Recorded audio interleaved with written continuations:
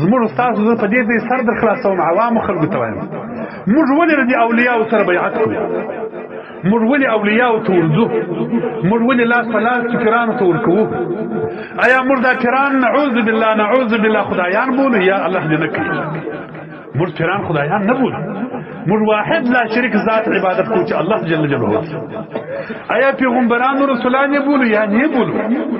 موږ یو رسول منو په اخر زمانه کې چې محمد مصطفی صلی الله علیه وسلم دی کبل څوک د هغه د ورسته در قیامت پورې د نوې رسالت او نبوت دعوه وکي مرتد زنديق کافر دی مرګ واجب دی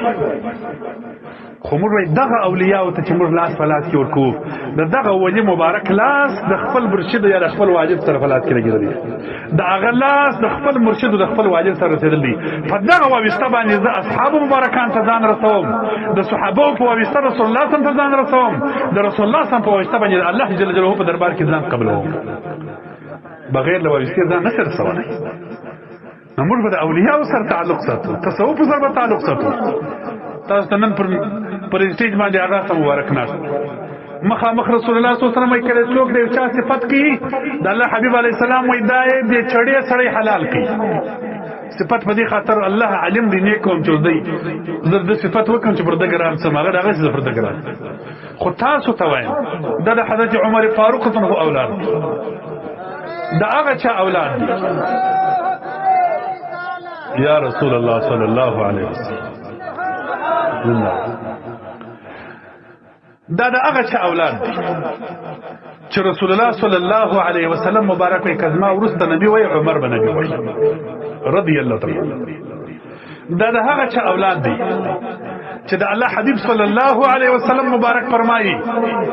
حضرت عمر ته نور علی د نبی علیه السلام مجلس زنانه وناس دي را دریه ټکی دای چرالی زنانه ویلوړي پر دریو کې نستلې چابو کې پټ کړ بخاری شریف حدیث رسول الله صلی الله علیه وسلم خان دي حضرت عمر صاحب ورته یو الله دې همیشه خوشاله ولا ولي خان دي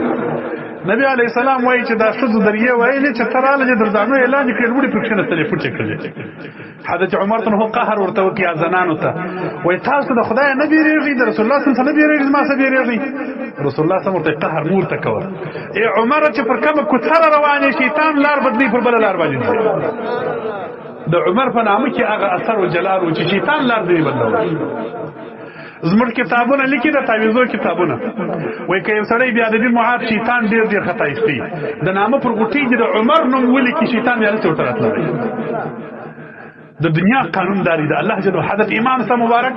مرتضی چې په مذهب باندې امام ابو حنیفه رضی الله تعالی عنہ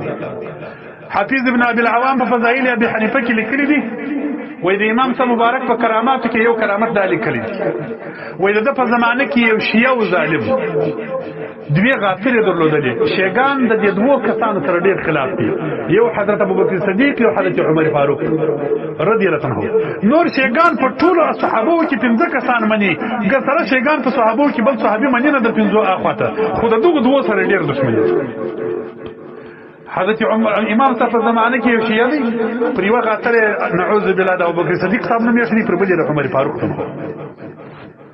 بل ورځ سهار وخت خپل غاتری فلغت اولی مرداري د امام صاحب مبارک زوی امام صاحب ترالی وی هغه شیخ غاتری فلغت ولې وجلې دي امام صاحب ورته وی ګور هغه غاتری به وهلي چې عمر نوم پریو شو ذکر عمر په نامه کې حضرت امام صاحب داسې جلال دی چې پر ایوان یک شیخ وی په ایوان کې جلال نه استی فلغت اولی زوی مبارک وی چې ورلمه هغه غاتری فلغت ولې چې عمر صاحب نوم پریو شو هغه وجلې مردار کړو